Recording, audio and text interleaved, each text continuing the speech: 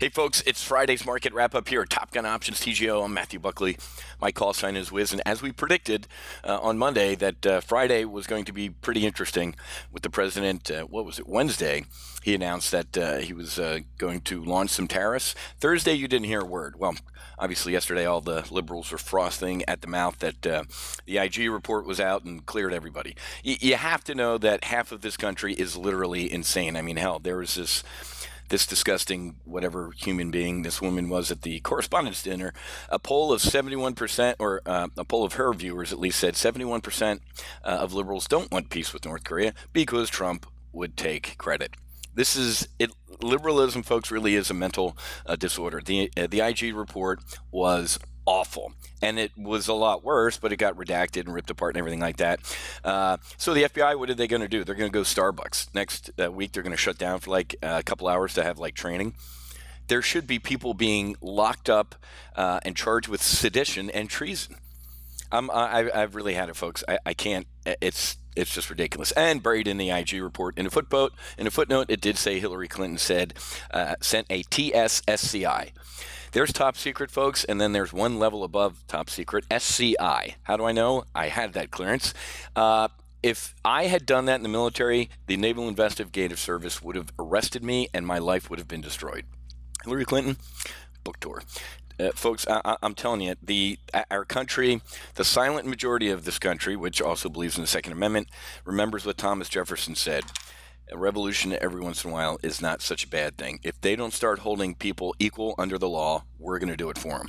We the people. The government exists to serve us, not the other way around, and I've had it.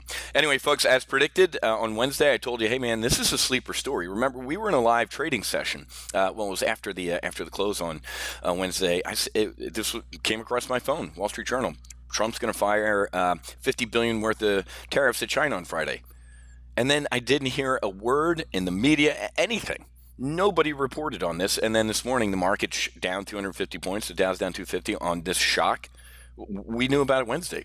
I told you to get long VIX calls Wednesday afternoon. But I got to be honest with you, folks. The Dow being, down 250. The VIX ain't really – the VIX being up 3% it's nothing. This is a nothing burger today with with this news. I mean, look at this. Let's take a look at the chart of the S&P 500. Remember these massive swings? These were trade war massive swings. It seems like now it's a little bit of a shrug. We know this is going to happen. We know the president's going to blast away at people until they capitulate, right? White House moves ahead with its promise to slap tariffs on 50 billion of goods from China, raising potential of a trade war. What did the Chinese say? We're going to respond in kind. What did the president say later? If they respond in kind, we're going to respond again. So here we go with the potential trade war again. But like I said, it seems like the freakouts, the oscillations of the potential trade war freakouts are getting less and less. Angela Merkel is in trouble in Germany right now, which is interesting. All you see is great headlines about her, but she's in trouble. Why? Migrant issues. Okay, she and the other limousine liberals in Europe opened up their doors like the reverse crusades and let in all the Trojan horses, folks, and the chickens are coming home to roost. Yesterday, the ECB said, you know what? Last call. We're going to wind down the punch bowl at this party, and we're going to start we're going to end our bond buying program in December, and then they're going to have to unwind their balance sheet, right? Just like our Fed needs to unwind their balance sheet from QE1, QE2. Operation Twist, all that stuff. So what happened? Emerging markets are getting plowed again. Emerging markets massacred as Davos Draghi sends the dollar soaring. For the past couple weeks, I have said pound the EWZ into the dirt. The iShares Brazil ETF, look at this thing, man. Dead cat bounce, dead cat bounce, dead cat bounce, dead cat bounce. I said put on some bear call spreads, some bearish double verticals, and I would do that again right now. I would put on a bearish double vertical on the EWZ and pound this into the dirt. If you're in a Jan 20, one of these, so we're at 1 year lows. Look at this. We tried to hold where we were a year ago. And when you break that type of technical level, look out below. Okay. Again, a Jan 20 is a couple years from now. I think we have plenty of time to make a lot of money as this thing implodes. You should be pounding EWZ into the dirt with bearish double verticals right now. And if you're a TGO member, which you need to be, just go to the full throttle training session on the website and go to the double vertical training session and watch how to do that. Since I think next Tuesday night we're starting up our full throttle live training. So go to full throttle right here, and you can scroll down to the session that says double verticals. Where is it? Iron condors. There you go, double verticals. It's about 3 training sessions down. I would pound all these emerging markets into the dirt, and since EWZ is one of our positions, I would do that. Let's take a look. So our stocks are obviously down today on trade tensions, and it could spiral into a trade war. Steve Mnuchin and Larry Kudlow had a mild heart attack this week. Good thing he's okay, but I really haven't seen too much of him or what's his name, Treasury Secretary Mnuchin. So you have to think the adults are talking behind the scenes, and the president's doing the good cop, bad cop, right? The president's being bad cop, and then behind the scenes, everybody's trying to work out a deal. So we'll see. I'm not super bearish at this point. Like I predicted towards the beginning of this week, I said we're going to level off to head down. I don't think we're going to hit this 50. I think we're going to do what we did last month. Kind of a peak, sideways, a little down, and then the next leg is going to be up. Data today, University of Michigan consumer sentiment, hope slides to 5 months low, but income expectations are an 11-year high. So we're getting a little bit of a mixed read right here out of Michigan consumer sentiment. So, so that's causing a little to and fro with the markets as well. Everything else, folks, is looking pretty good. Let me talk about Raytheon. Raytheon right now, guys, one of our Jan 20s.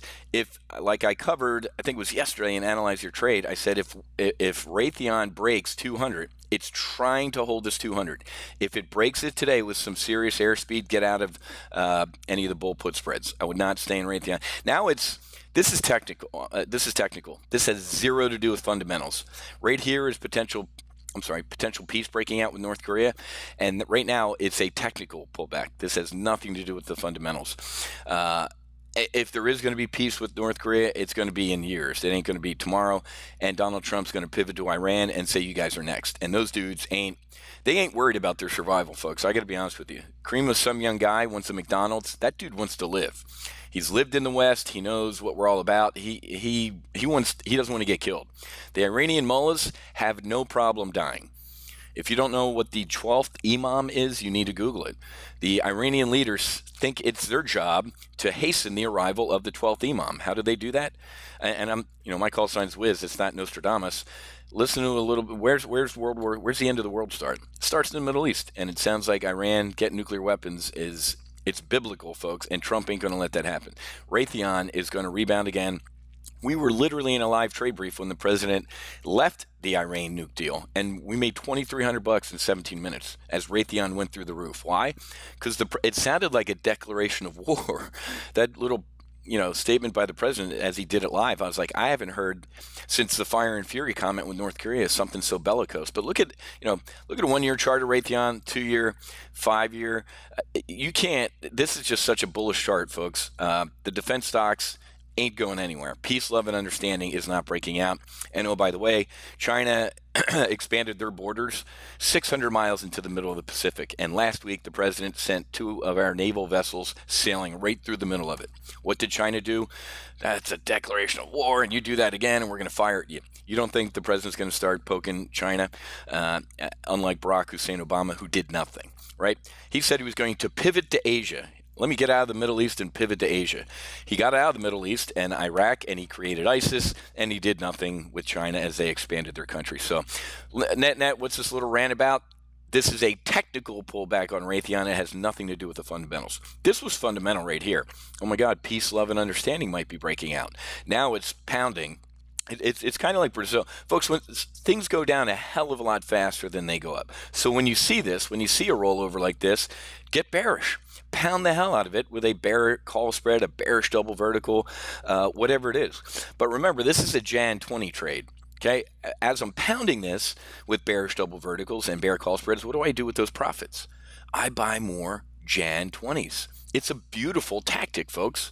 I'm long-term. If you think peace, love, and understanding is breaking out by Jan 20, don't get bullish in this sector. Folks, if you've read my book, I almost shot down an Iranian helicopter that was flying right at the Abraham Lincoln. It refused to deviate its course. It had a big crate in the back, one dude in it, thought it was a kamikaze, almost wasted the guy. Iran ain't we ain't seeing peace in Iran anytime soon, folks. I would add to any Jan 20 Raytheon on any pullback here. And if it breaks 200 here, pound it into the dirt, folks, okay?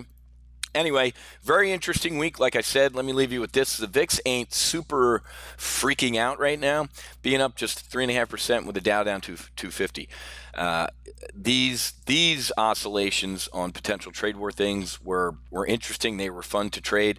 I'm really not seeing that right now. Okay, so I just keep my powder dry and wouldn't super freak out. We put on a bear call spread yesterday on Win. Why? Because we're going to. This is also a technical pullback. Look at Win. Implodes on some Macau data, tries to hold it, and then down. Now we're pounding this. We have a great bear call spread in one day. The stock down 2%. I think that's already a 50% gain in a day. Great looking trade on Win yesterday. So good stuff. And we had an Amazon weekly options bull put spread that, if you're still in it, expired for a max profit of about $1,800 or $1,900 today. Looks like Amazon's. It was the was it the 1687 half, 1685, something down here, and this thing just has. You cannot keep Amazon down. Get out of your Apple, get out of your Facebook. Those things have roaches. I mean, Apple this week said, hey, we're going to ship 20% fewer iPhones. There ain't no Apple Watch. There ain't no Apple TV. All these other booger eater things that were supposed to be great have fizzled. iPhone is their business, and it's weak. Facebook has a lot of roaches. Nobody seems to care about Facebook's roaches. When a stock is not doing what I think it should be doing, I don't trade it. So I have a lot of popcorn right now watching the Facebook and Apples, but I don't care. Back in October, my recommendation for my members was what? Get out of everything Apple and Facebook. We had some great trades. Facebook and Apple ain't going to, they're still going to be around in 2 years, folks. But while Apple and Facebook were up 22 and 17% respectively since October, what's Amazon up? 82%. So I love the people that are like, oh, Facebook's up, Apple's up. I'm like, okay, would you rather be up 22, 17, or 82%? And if you can't do that basic math, you're mentally retarded and you shouldn't be trading. You want to be in Amazon.